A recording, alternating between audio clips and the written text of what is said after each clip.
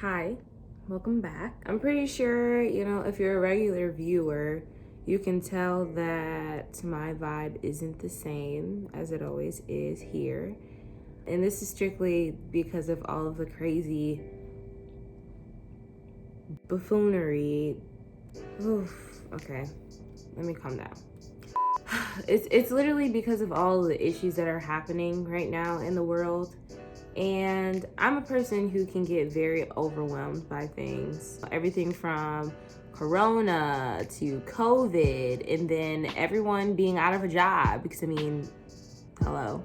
The Black Lives Matter movement, which isn't old, is just on top of financial struggles because of the situation that we're all in. To be honest, it's all been seriously overwhelming. And in the meantime, guys, I'm still in college. I'm still doing classes. I just really haven't known how to function lately. And if that's me being 100% honest.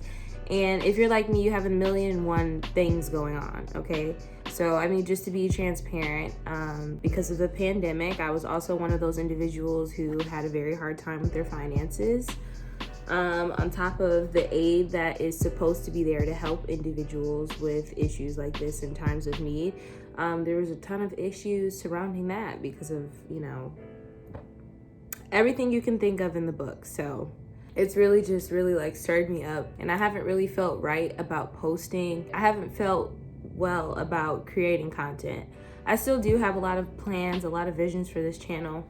So I don't want you guys to think that, I'm not still going to try to upload and to post, but something that's more important really has caught my attention, and that's really the Black Lives Matter movement. I think that's the biggest thing out of all the serious events that 2020 has thrown at us already, and it's honestly the one that's hitting me the hardest because I thought that this was a fight that was already fought. Each day that I log on to Twitter or I log on to Instagram or Facebook or even YouTube, I'm reminded that the fight isn't over. It's not over at all. Personally, I feel like it's a slap in the face. It's a slap in the face to all our ancestors who have been fighting all this long. It's a slap in the face to all of the relatives and grandpas and grandmas and aunties and uncles and moms and dads that have been fighting less than 60, about 60 years ago over the same issues.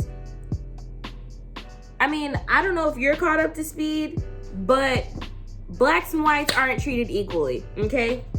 Let's keep it there. People in America are not treating people of color, of any nationality. They're not being treated equally. But the one that's most prominent is Black lives, okay? I'm not saying that all lives don't matter. I'm really not saying that. I personally feel like we as humans don't have the right to take another human's life. I feel like that's up to God. It's up to a higher power.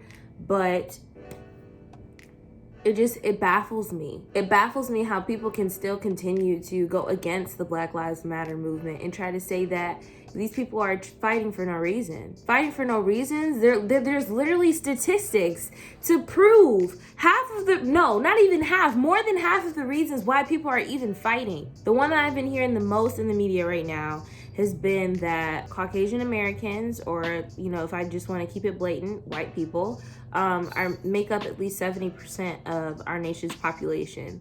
Black people make up about 13% of our nation's population. One of the biggest minorities up against the majority, okay? Keep that in mind. Let's look at policing in those areas, right? So, you have two neighborhoods, one white, one black. And the white neighborhood just so happens to be in a better area than the black one. The white neighborhood has more resources than the black one.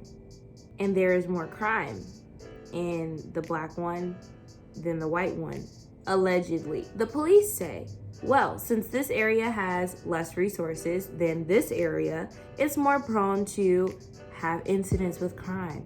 So they send more police officers and more units to this area because it just makes sense. Less resources, less opportunities, more opportunities for crime. And they still put the minimal in these areas because things aren't likely to happen, right? Everyone commits crime. Crime is not something that's dictated towards a specific group of people. It's not dictated towards a specific ethnicity. It's definitely not it's definitely not dictated towards one community or one area. Crime does not stay in a little box. Crime happens everywhere. Crime can be on any level. It can be something that's local. It can be something minor. Jaywalking is breaking the law. That's a crime. Jaywalking. But I bet you it's something that everyone does.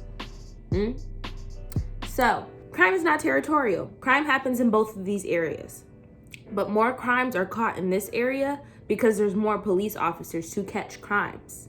In this area, there's less police officers to catch crimes, so they don't report as many crimes. When the police go back to do their reevaluations to figure out where they need more units, of course there's going to be more reported crimes in this area than it is this one. And guess what that does? It creates a domino effect. They just send more. They just send more. And what does that do? Cause them to over-police on the people who are already there. These people are not getting affected by anything, but yet crime is still happening. They're not being punished for it as a mass. They're not. And that's what you call over-policing. Statistics say that more crimes occur in the Black community than it does the Caucasian community or white community. Okay, since there is more crimes reported, more people go to prison, right? And there are more fatalities due to police brutality in specifically the Black community. If we make up the majority of the arrests or the majority of the people who are being reported back, and we're only 13% versus 70%, there's an issue. Do you not understand what I'm saying? Out of 70% of people, their percentage of reported crimes or reported victims of police brutality or people who are going to prison are still less than the Black community, who make up 13% versus 70% of the national population. How does a smaller percentage of people have more cases and more incidents? I'll wait. Exactly, that's what I thought. So it's just like, things like that baffle me. I feel like numbers can't lie. The interpretation that people are getting from these numbers, that's what's being skewed. And that's the thing I don't understand. How do we still go through life? How are we still continuing or thinking that we're going to continue developing and going about our daily lives if we can't listen to the other people around us? To anyone who's against the Black Lives Matter movement, do you think this many people would be speaking out? Do you think this many people would be speaking out for this long if there wasn't an issue? I don't understand. How can you go against that? And let's not limit it to only Black Lives Matter. How can you be against the issue of Black people constantly being racially profiled and killed for crimes that they didn't even commit, or killed because people are assuming that they are dangerous? How? A 12-year-old boy with a toy in his hand? Oh my God, just ooh. They don't miss anyone. It doesn't matter what age you are or anything, they don't see you as human. How can you be against that? How can you say that's not an issue? How can you say that ICE is not an issue? How do they keep losing over 1,500 immigrant children on a whim, like it's nothing? How do you lose that many children and you don't look for them? How do you lose that many children and you don't find them? It's because they're not trying to. How can you say that there wasn't an issue when everyone was blaming only the Asian community for COVID and COVID-19? How can you say that there's not an issue? How can you say that there's not any prejudice? You can't. That's the point I'm trying to make. Like, there's so many different things wrong. I could sit here and talk about these issues all day long, but that's a discussion for another video. I say all this to say that with all these things going on, they're really hitting close to home. These different things, these incidents that are popping up, they can be anybody. They can be anybody, and they don't care. They don't care about your dreams and your aspirations, and they don't care about the goals that you set for yourself, and they don't care about all the times that you've been trying to do the right thing, and they don't care even if you are doing the right thing. It can be anyone. And that's the part that hurts the most.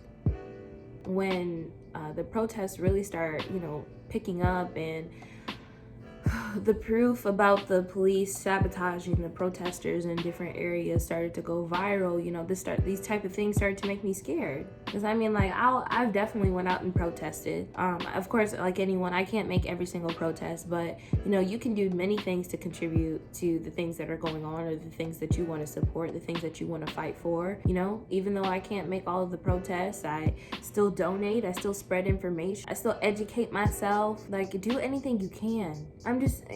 Do anything that you can do to help resolve the issue that you're passionate about. I had some of my friends come to me and tell me that they feel like they're not in a place to say anything about it because they can't relate. You can't relate? Educate yourself. That's the biggest favor you can do for everyone, and the biggest favor that you can do for yourself is educate yourself. Educate yourself about the origins of different things. Educate yourself about the origins of different issues. Educate yourself about the different, you know, misconceptions that have been passed down from generations. Educate yourself about the true stories that are actually in your history textbooks. That's only one point of view, and it's not the truth. I believe that the truth is found in the side of the oppressed. We as a people really need to just prioritize education over everything. There's no reason in fighting if you don't know what you're fighting for. There's no reason in speaking if you don't have facts to back up your argument. There's tons of proof out there, y'all. Like, please just find it. Be safe. Still stand up for the right thing. Be smart. And, you know, if you believe in God, pray. If you believe in a higher power, pray. Meditate. I've even had to take like a social media break because it's been so overwhelming, because it's literally video after video after video after video after video. So it can be police brutality. It can be racist remarks. It can be someone who feels entitled to tell people about why they shouldn't feel the way that they feel for the movement. Discrimination is real, y'all. It's real. And it's something that, you know, a lot of people in our nation have known for a while, but it's also something that a lot of people in our nation have been embracing. And it's not okay. We all bleed the same. We all bleed the same. But please take the time for yourself to, like I said, educate yourself and take some time to heal, take some time to meditate, really think through things, check on your family, check on your friends, keep tabs on people, you know, keep up with people, keep up with in the news, do as many things as you can, be productive in as many ways as you can. But also, in light of all of this, please don't forget how to be happy. And I feel like that's also a huge thing that's been happening to me as well. Like, I felt really depressed. I was really sad, depressed because of these situations. I just feel like it's been one bullet after another, figuratively and literally. It's been one thing after another, and it's overwhelming. But one thing that does make me happy is making videos. Don't think that I'm ignoring the situation. If you guys want to talk about it, leave comments. I'll make videos on it. We can have discussions. Like, I'm all for it, okay? Because, honey, I got stats for days. I just really wanted to come on here and talk about it and shed some light on the situation. I do stand with y'all. I'm sorry, I can't put my hands in a fist. I feel like we gotta stay strong. I believe that we as people are so strong. People of color are so strong because in each nationality, everybody's had a different battle, but they resonate on so many different levels. So please don't be divided. Like, please work hard to do the right thing. We're gonna get through it. And if we wanna create a new world, we have to do it ourselves. I still hope that all of you stay safe. You take the tips and advice from this video, and I hope that you all just keep your head high. So thank you guys for joining me here for this little talk. I really miss you all. Thank you again for 100 subscribers. We're gonna get through this. And I hope that my channel becomes a place where you guys can still come for, you know, maybe information, or you guys can come for, you know, just to shed some light on some things, to think about something else. Still live life, y'all. Live every day like it's your last. Live life to the fullest. I'm gonna catch y'all in the next one. And I'm out.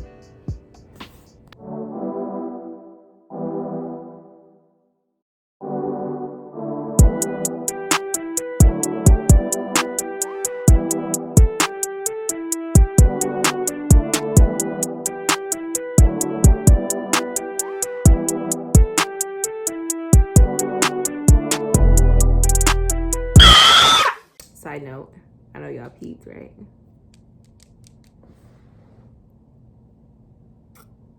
Gucci? Gucci who? Now y'all can't say my nails broke.